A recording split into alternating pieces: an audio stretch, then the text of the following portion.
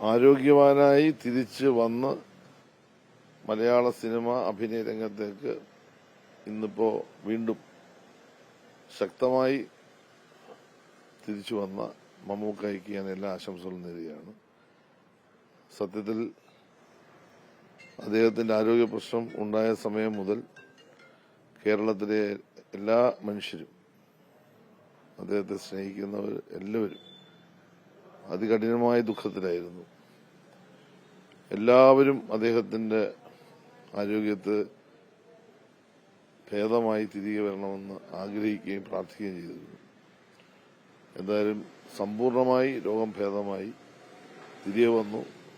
പഴയതുപോലെ തന്നെ അതിനേക്കാൾ ആരോഗ്യവാനായി സിനിമ അഭിനയ രംഗത്തേക്ക് കടന്നു വരാൻ കഴിഞ്ഞതൊരു വലിയ ഭാഗ്യമാണ്.